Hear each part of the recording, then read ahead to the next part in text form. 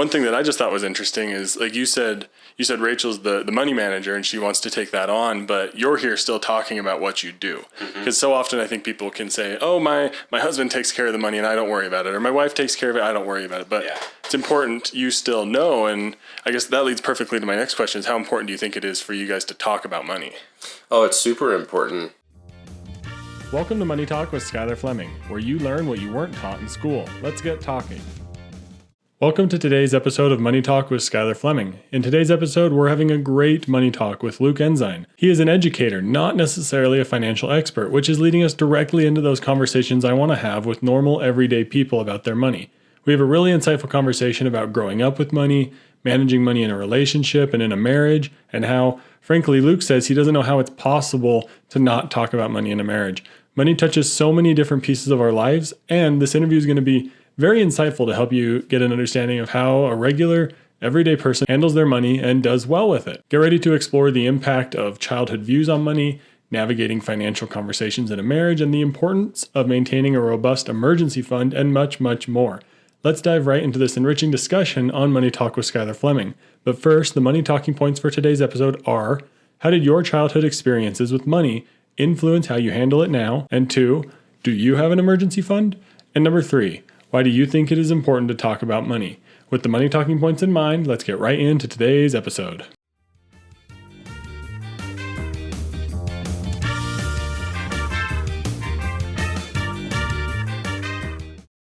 Hello, welcome to today's interview on Money Talk with Skyler Fleming. I'm here with Luke Ensign, and I'm really excited for this conversation. I asked Luke about a week or two ago, said, hey, would you come on my podcast? And here we are. He didn't really have any sort of financial background per se. He's in education, so I'm excited for this conversation for us to talk about money. Luke, would you introduce yourself a little bit? Yeah, so like he said, I'm Luke Ensign. Skyler and I have known each other for a year and a half now, here in the good old town of Sunset, Utah. It is a real place.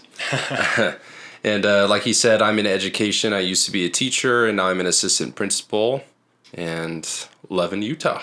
Yeah, and Luke and I have had conversations about money here and there, and we've talked about it. We've shared ideas. So I said, hey, let's talk about it on the podcast and kind of nail down some of your ideas and have a conversation about it. So we'll jump right into it with this first question of how, when you were growing up, how did your view on money impact your view on money now? So how did your parents handle money? How did that influence your lifestyle with money?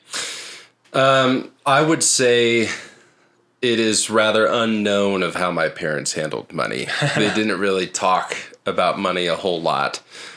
The information that I was given from my parents was you should save every penny. Mm-hmm. And it was a bit of a scarcity mindset of don't spend it unless you have to. And that probably came from a couple bouts of unemployment that my dad had. So it's this cycle of I'm employed, have a pretty reasonable salaried job. I'm feeding 6 kids. I'm unemployed now. Mm. I need to work several jobs to even put food on the table. So that impacted me now, because up until I got married, I kind of treated money the same way. Is I shouldn't ever spend money on anything, and if I do, I kind of felt bad when I would do it. But that's changed a bit now with me and my wife as we've grown in that conversation. Did your parents ever talk to you about money, or was it just something in the background? Something in the background. Yeah, I think that's often a lot of people's situation. Mm-hmm. Is that it just it doesn't get mentioned. You notice that things might be challenging, or you can tell that something ain't quite right, but no one ever talks about it. My dad would say we have sufficient for our needs, and I never knew what that meant, but meant you had enough, but I guess, yeah. But who knows where it's going or what you're doing with it, I guess. Right. So how did you learn about it? Like, where did you, like you said you were in this place where it wasn't really talked about, so I take it they didn't like sit you down and teach you how to invest 101 and stuff like that. Where did you learn about money? I'd say, so I'm the 5th of 6 kids in my family, and all of us have a very similar yet different mindset to money now in our adult lives.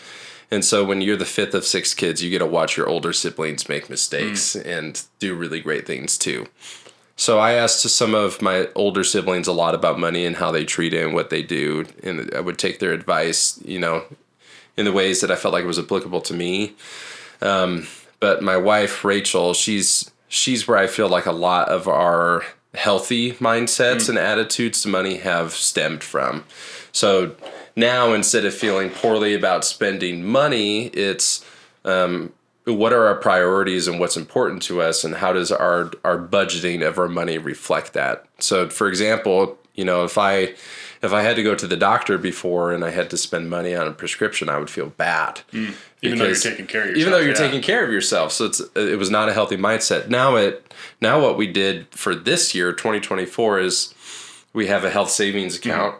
We spent hours and hours and hours writing in an Excel sheet. Here's what we spent this last year on all of our health expenses, whether it's expected or unexpected. And let's budget for this month, for this year. So when we do have those things happen, it's a no-brainer. You're comfortable with it, yeah. Yeah, health is priority. Safety is priority. Yeah. You should never feel poorly about spending on that. Yeah, that totally makes sense. How did you move from that place of like guilty spending to feeling comfortable? Because that can be challenging for a lot of people. Yeah, honestly, I think just preparation. Like, to me, in the absence of knowledge or in the absence of anticipating something, we create our own dialogue.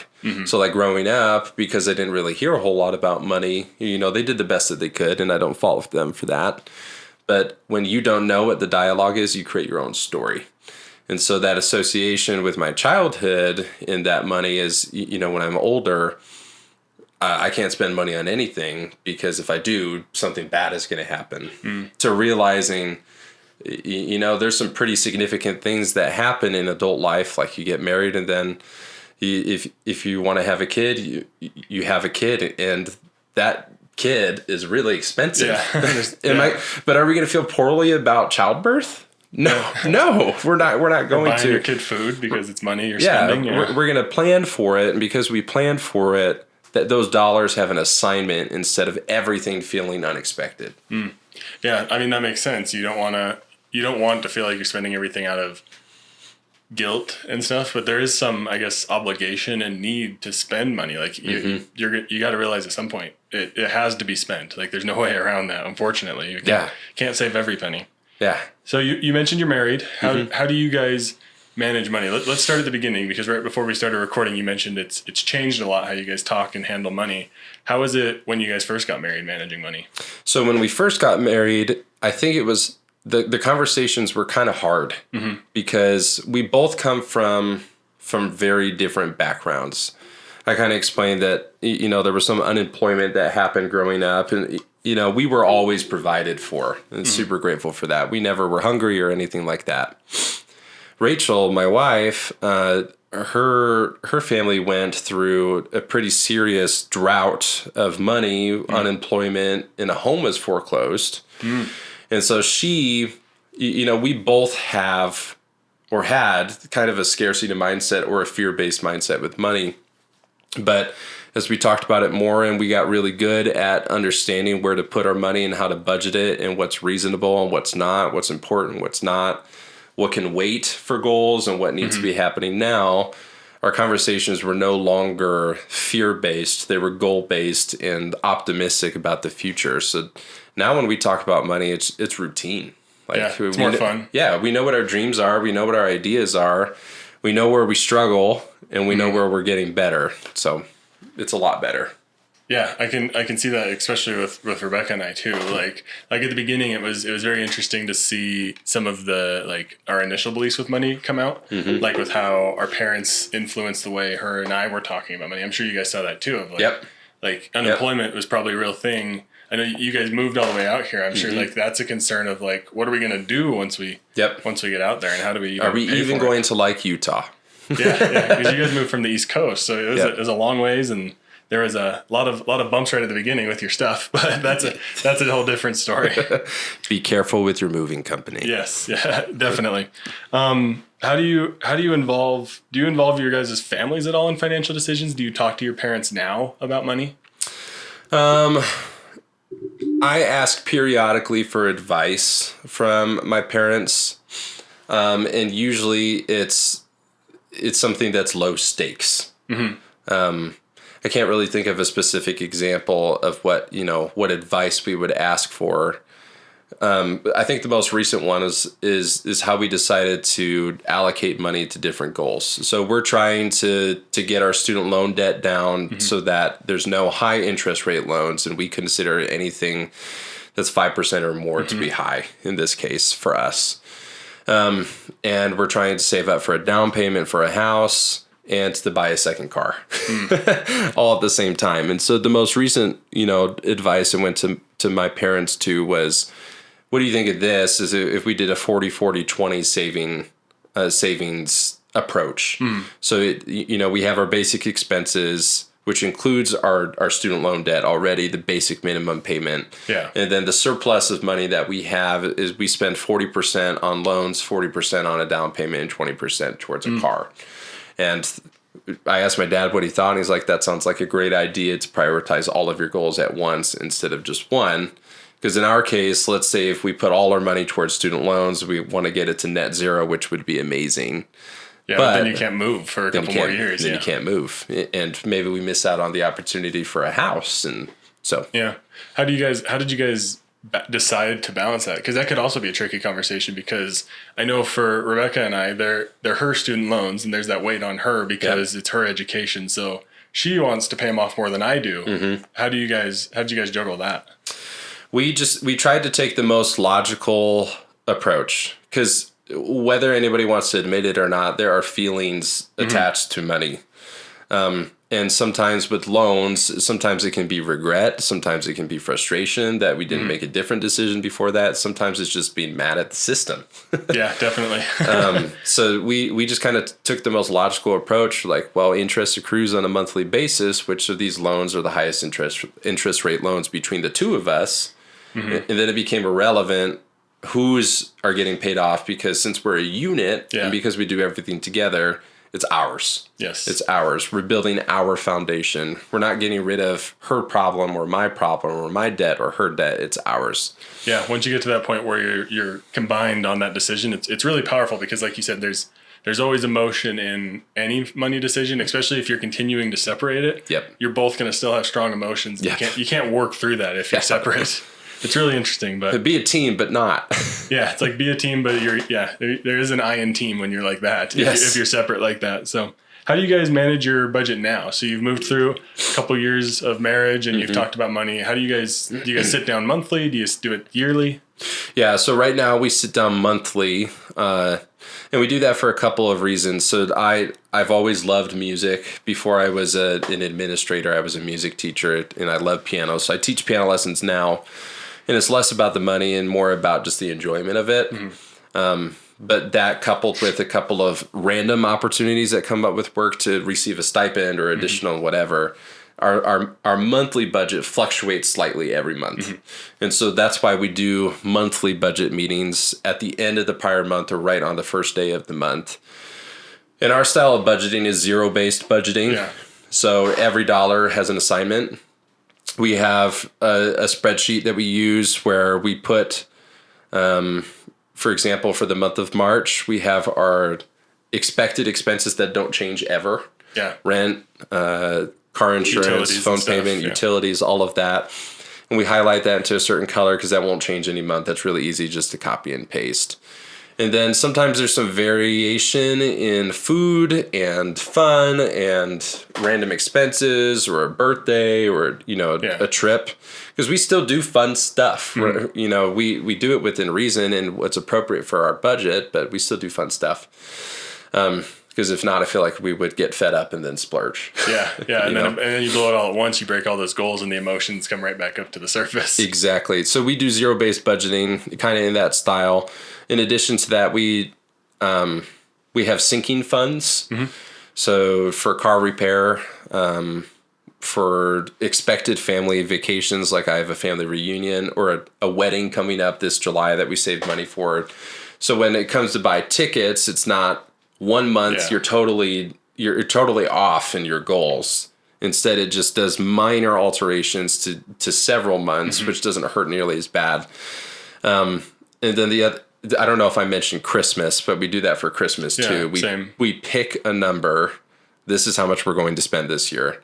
and then we can buy throughout the year, and it's fine. Yeah, you'd be surprised too how much easier it is to pick that number in February than it is in November. Than it is November. Because there's the pressure coming too of Christmas, but also you have to save so much more if you wait. Yeah, so we do it for birthdays too. Yeah. I'm trying to think. Oh, the other thing that we started doing this recently that helped us a lot. When we talk about money and you're in our stage where there's a lot of different goals all at once, you constantly are evolving your ideas. And it's really hard to remember what you talked about the month before. Yes, it is. And so we created, this is Rachel's doing because she's a genius. She created a new tab that talks about notes, last month's notes. Like when we decided we're going to do a 40-40-20 for our surplus, we wrote that down. And she even took a separate tab and put in a formula that goes, here's the amount of loans we have. Here's our goal for a down payment. Here's our goal for a car payment. And stuff, yeah. And so we know what month we're expected to achieve that goal. We can hold ourselves accountable a little more. So that's kind of our style of budgeting. And even further, we try and do something called fair play in our family. There's actually a cool book and card sets where there's as equal of responsibilities in both the brainstorming and the execution in different areas of life. And so one of Rachel's responsibilities that she wanted to take on is to be money manager. So Rachel creates the budget, she creates a proposal, and then we look at it together to see if we should change anything. And then within the realm of money, we're responsible for different things. Like I am responsible for bath time stuff, or all things related to shower and the bathroom and kid stuff in the bath. Whereas Rachel is one of her things for money is when we host people. She really likes hosting, so she says, here's how many people or how many times I want to invite people over this month. Here's how much money we need for it. So that way it's a team effort and it's not all falling on one person. Yeah, so you kind of like bring back your topics of that realm to your conversations. That's really interesting. I could see how that could be helpful because it doesn't feel like Rachel's taking care of everything money, the whole household money-wise, but you still get some input too where you don't feel like maybe she's taking control and stuff like that. That can be a tricky balance. And one thing that I just thought was interesting is like you said Rachel's the money manager and she wants to take that on, but you're here still talking about what you do. Because so often I think people can say, oh, my husband takes care of the money and I don't worry about it. Or my wife takes care of it, I don't worry about it. But it's important you still know. And I guess that leads perfectly to my next question is how important do you think it is for you guys to talk about money? Oh, it's super important. Again, like my biggest thought, and this is just a thought I have a lot as a leader in a school or in community or whatever your role is when there is no information or the absence of information, stories are created in people's minds. So if we're not talking about money, I'm operating under assumptions. This is what I think is being done, and then unfairly so, it puts my spouse in a position where they're in a terrible position. Because I'm expecting them to tell me, but why can't I just say, hey, what are we doing this month? It's I work full time. Rachel builds her home and keeps her child alive, and she also she works part time from home online, and so we are both involved in money in different ways. I might be at home. I might be at work, working full time. Rachel understands the needs of our home. Rachel's also receiving money and understands where that needs to be allocated for a lot of different reasons. I don't know how it's possible to not talk about money. Seriously, yeah. Like, because if you're at work full time, or maybe you have a job that your work full time plus or something, like how do you know that it's okay that your other spouse that's at home is spending money on something if you're not talking about it? Because then you just get the feeling of, I'm making all the money, you just spend all of it. Where is it going? And then anger builds. Well, and how do I know what needs we have around the house if I'm not there all the time during the day? Like I can see how things are when I come home for a couple of hours, but she lives in our house all day, every day, right? And so she understands, hey, we need this supply. We need to do this. We need to grab this thing because Caleb is learning how to walk and we don't want him to hit his head on the corner. So we need this. Those are things that I wouldn't think of because I'm not there. And those conversations result in money. Yeah, it always does. Like money touches everything. Like any little conversation you have. Yeah, I like you said, I don't know how Rebecca and I would manage, even though we don't have any children. So like it's maybe a little easier for us to say, here's what we're doing with money and not make as many assumptions. But when like you're working and there's also a kid to take care of, there's just so much that comes up, I'm sure. Yeah. I can't imagine not talking about money. It's a great place to leave that one. Let's talk a little bit about emergency funds. Do you guys have an emergency fund? We do, and we're actually very grateful for it because just in December we had a whole lot of car issues that we didn't expect that drained our car fund that we use for anticipated repairs and smaller things and a bit from our emergency fund. So we're using our tax refund that we're getting to replenish that. So what we have is 3.5 months of emergency fund, just general. It's a pool that we don't touch. We put it in a high interest rate savings account so that it accrues interest. And then we have another fund, which is specifically for car. And we just have about $1,000 to $1,500. I can't remember what the exact number is there. So that when an oil change comes or a flat tire or you get a nail in your tire like we got this week. Oh man. But we could patch it, so it was okay. Yeah. So again, it's something that you have to deal with immediately because it's a safety issue. There's no guilt or there's no worry associated with can we swing this? Is this going to hurt me in other areas? That's just kind of our non-negotiable. That's why we have an emergency savings fund. I'm not worried about not having a job. I'm very secure in my job, but how can you anticipate the unexpected? Yeah, there's no way. Like I could get seriously hurt, or it could happen to Rachel, or it could happen to Caleb, or nothing could happen, right? Yeah. But because we have a couple of months of that emergency savings, it gives us peace of mind, and we don't touch it. In the way it's not tempting at all to not touch it is because it's in a separate fund. I don't even know if I have that app on my phone. If I'm being honest, it's just sitting there because you can get it in a day or two. I can get it easily. So yeah, that's kind of what we do with emergency funds is we make sure we have at least 3 months and then we replenish it as quickly as we can when stuff comes up. Yeah. And one of the things I like to say is that emergency funds turn like small things into just slight inconveniences because like imagine for a second that you guys didn't have any sort of this car fund or emergency fund and you had your car troubles. Then it's bleeding into your ability to get to work. Then it's bleeding into your paycheck. Maybe you lose your job because you don't have an emergency fund. Now you really need the emergency fund. Yes. So like it builds and builds just because you get a flat tire or your car doesn't start one morning and you need to go buy a $100 battery. Like your car is shaking when you go past 65 miles an hour. You should probably get it figured out. Before it just falls apart on the freeway. Let's talk a little bit about retirement and like your long-term goals. You mentioned you guys have some shorter-term ones, saving for a house and saving up for other things, a car and the like. How do you guys approach retirement together? Because like the kind of the stage you're in, there's a lot of things pulling on your wallet. How do you even think about retirement in the long term? So we actually went and saw a financial planner. I think it was mid-year last year, and we asked them several questions about what is the right timing for saving additional funds beyond the minimum, like what your employer gives you and what's automatically pulled out of your paycheck, because that's how mine works. It's automatically pulled out 10%, which is great. And then they contribute to it. Stuff, I asked them, I said, when is it appropriate for you to start contributing more aggressively to your 401k when you're competing with loans? And the advice that we were given is get rid of your high interest rate loans and then start to contribute slowly but surely to your 401k based on your annual raises or increases in your salary. So right now we're really close to being done with our high interest rate loans. So we're just doing the bare minimum to our 401k right now. This year we're going to open up a Roth IRA account for Rachel so that she can put we can put some money in there to max that out yearly while she's at home.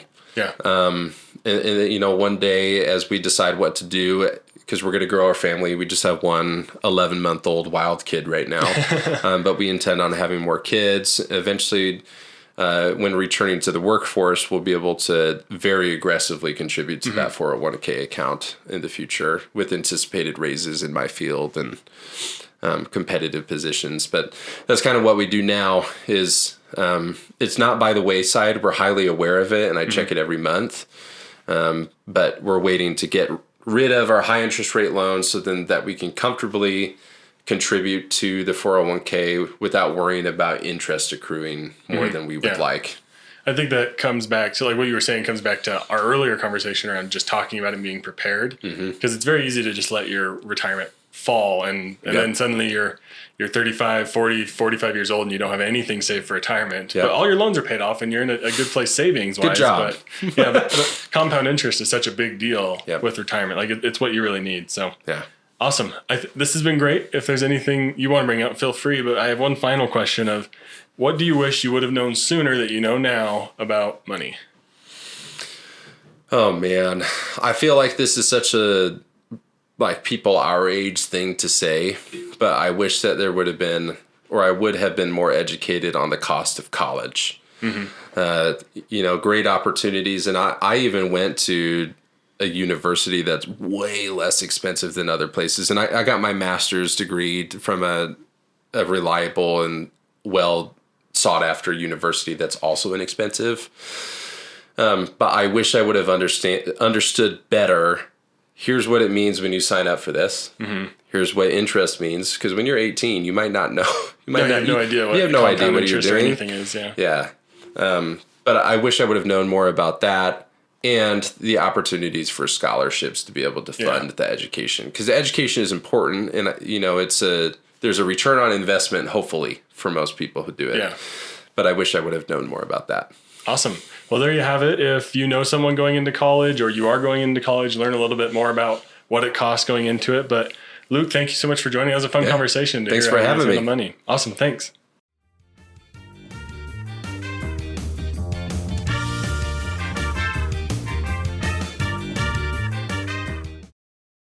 So thank you again to Luke for coming on today's episode and for that interview here on Money Talk with Skyler Fleming. I want to reflect on a little bit of impact that I feel you could take away from today's episode.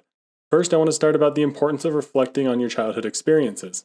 The early experiences that you have with money can really impact and shape how you handle money today.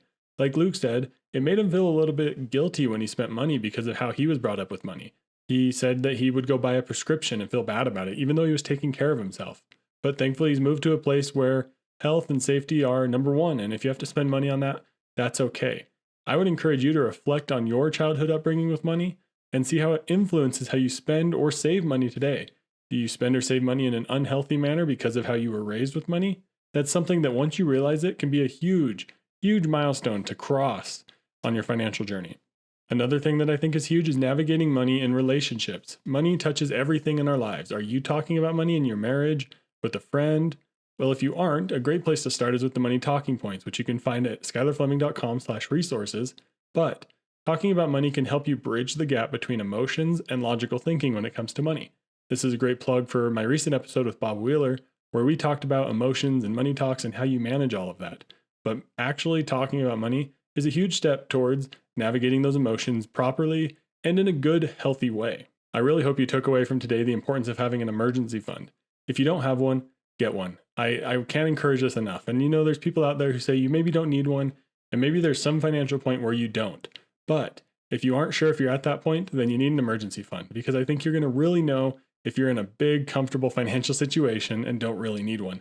And even then, you're going to be in a situation where you have money in the backup that is essentially acting like an emergency fund. So really, we all need one. If you're not sure if you need one, play out a scenario that could be considered an emergency. How much money do you need for that to make it not an emergency? An easy one to pull from the interview when I was talking with Luke is a flat tire. Is a flat tire going to turn into this big problem where you're not able to get to work?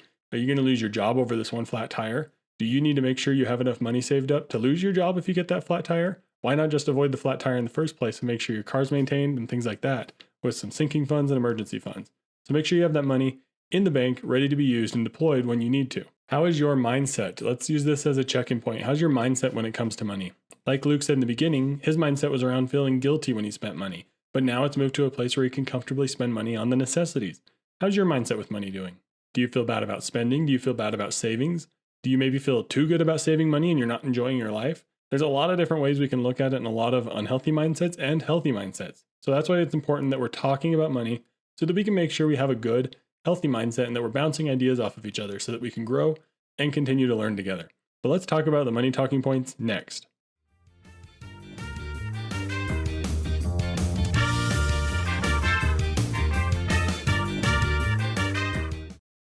The first money talking point that we're going to talk about is, how did your childhood experiences with money influence how you handle it now? For me, it's that I always wanted to make sure that my car was able to be filled fully. I noticed that as a kid, maybe we'd only put a certain amount of money in the car. Maybe we wouldn't quite fill it every single time because I don't know if we could or couldn't, or if it was just a decision being made. But I knew for me that it was important to always make sure that I had enough money that I could get a full tank of gas and get where I needed to when I needed to fill up the car. I wanted to make sure that I had a comfortable savings, and I also don't really like asking people for money. Those both are things that I think come directly from my childhood. I'm not first and initially going to ask people for money when I need help. I'm going to figure out how I can make the money that I need or how I can make my savings and spending work to pay for what I want to pay for. So how does your childhood upbringing influence how you handle money now? A great question to discuss, and you can honestly learn a lot from someone just with this one question. The second money talking point is, do you have an emergency fund? The answer for me and my wife is yes. It's completely yes. We love having our emergency fund. It's very helpful. Like I said, with the flat tire story, that's something we've faced too. Had a flat tire. Thankfully, it was able to be repaired. But if you don't have an emergency fund, that can blow up and become a huge issue and really, really stressful, but you can avoid it all with a simple emergency fund. The third money talking point is, why do you think it's important to talk about money? I don't know how people cannot talk about money. One, I love talking about it, but two, it's so important. It's something we have to learn about, something we need to do good at, and it's so easy. You just ask simple questions, open-ended questions, get that conversation going, listen to great podcasts and share them with your friends, and then we all get talking about money and we all do better with money together. But thank you for listening to this episode. Let's wrap it up next.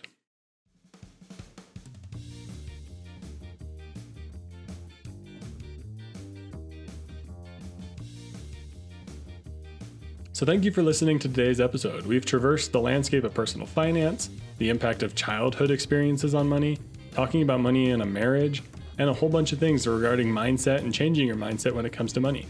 Thanks to Luke for coming on today's episode, and his journey really helps show all those things that really go into changing our view on money and doing better with money. If you have any feedback or questions about this week's episode, please reach out. I would love to talk about money with anyone who's listening, and I'd love to get connected with more people who are listening. I feel like these episodes that we've been having with everyday guests are great, and they're really coming out with some awesome stories.